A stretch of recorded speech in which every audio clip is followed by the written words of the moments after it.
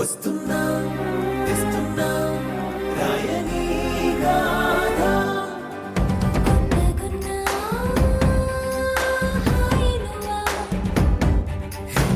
ముగ్గున్నా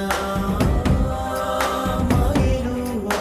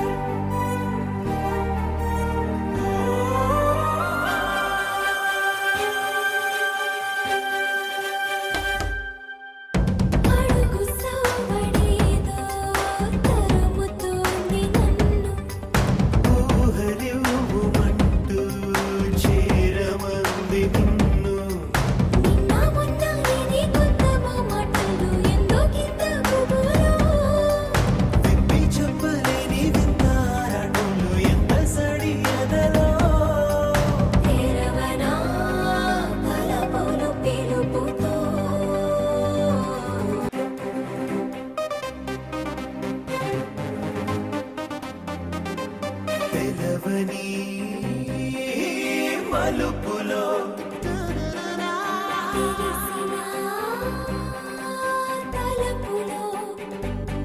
వస్తున్నా తెస్తున్నా రాయని గాథ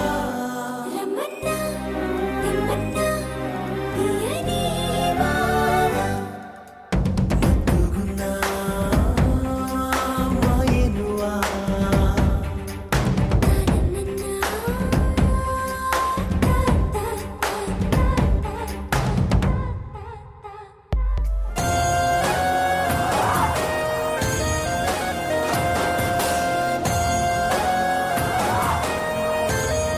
పార్వతిని ఎన్ని విధాలుగా చెడ్డ చేసినా ఏదో ఒక రకంగా తనకి పరిస్థితుల రూపంలో మనుషుల రూపంలో అనుకూలంగా మారుతుంది. మెల్లమెల్లగా అందర్నీ తనకు అనుకూలంగా మార్చుకుంటోంది.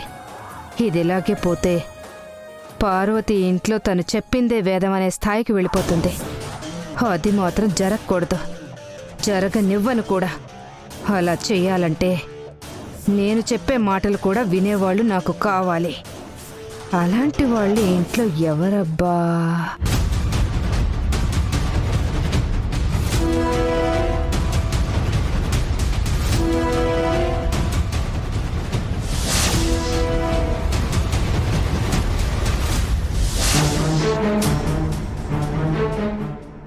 మనం అనుకున్నది జరగాలంటే మనకి అనుకూలంగా ఉండేవాళ్ళు మనకు కావాలి.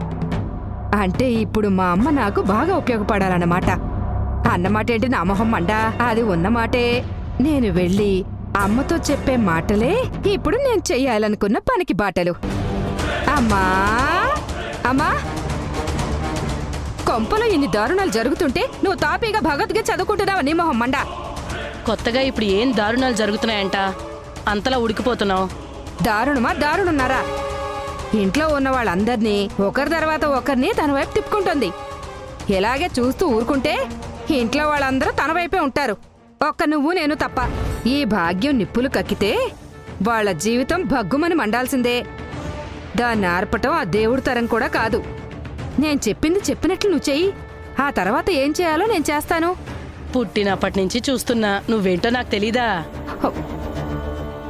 అదేనే, నువ్వేంటో నీ పరిస్థితి ఏంటో నాకు తెలీదా అంటున్నాను. సరే కాని ఏం చేయమంటావు చెప్పు. అది ఇంట్లో నుంచి వెళ్ళిపోతే చాలు. అర్థమైంది నీ మొహం మండ.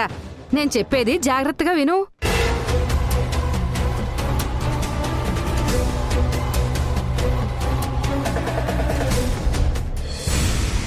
ఇదంతా నీ పనన్నమాట. సంతోషంగా ఉండే సమయంలోనే సమస్య సృష్టించి సంబరపడిపోతుంటా. ఇప్పుడు శుభమా అంటూ జరుగుతున్న కార్యాన్ని పనిగట్టుకుని చెడగొడుతున్నా. నడుమ అత్తమ్మకి కాదు, నీకు నిజంగా విరగాలి. అది నేనే విరక్కొట్టాలి. ఇంక ఈ టాపిక్ గురించి మాట్లాడడం మానేసి బామ్మని లోపలికి తీసుకెళ్ళండి. కార్యం ఆగిపోయిందన్న ఆనందం కన్నా ఈ పార్వతి మొహంలో కనపడుతున్న నిరుత్సాహమే చాలా ఆనందంగా ఉంది నాకు. లేకపోతే నాకే ఎదురెళ్ళి నువ్వు అనుకున్నవన్నీ చేసుకుంటూ పోతుంటే ఈ భాగ్యం చూసుకుంటూ పోతుందనుకున్నావా? బొంద పెట్టి పూర్తి చేయను నా మొహం మండ.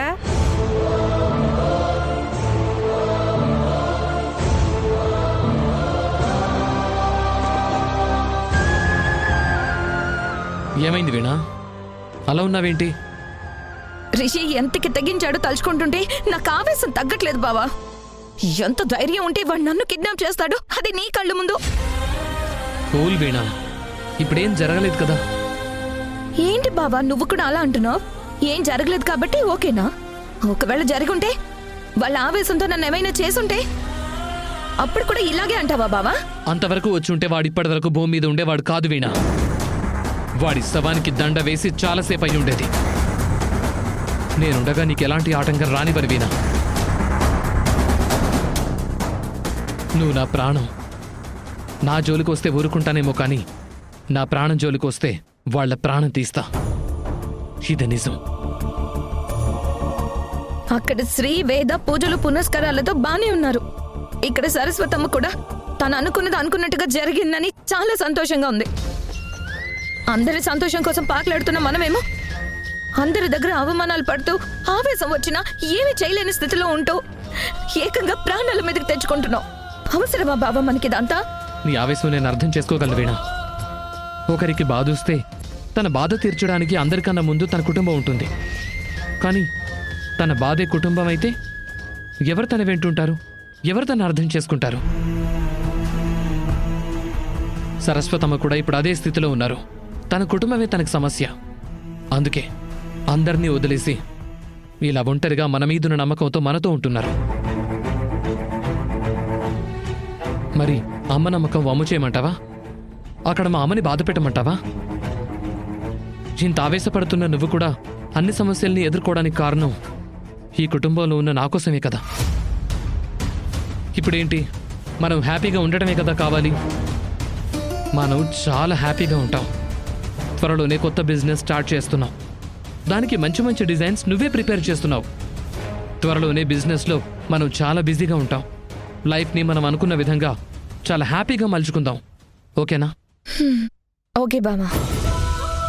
నా మరదలు హ్యాపీగా ఉంటే ఎలా ఉంటుందో నాకు తెలీదా? That's my girl.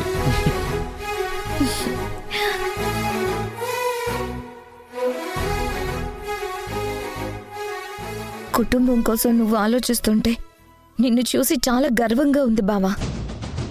అలాగే ఆ కుటుంబంలో ఉన్న వ్యక్తుల గురించి ఆలోచిస్తుంటే ఎలాగైనా వాళ్ళని నామరూపం లేకుండా చేయాలనుంది. కానీ నీ కోసం ఆగిపోతున్నాను బావా. ఈసారి రిషిగాడ్ నా జోలికి వస్తే మాత్రం ఏమీ ఆలోచించను. వాడికి కరెక్ట్గా జీవితం అంతా తట్టుకోలేనంత స్ట్రోక్ ఇస్తాను.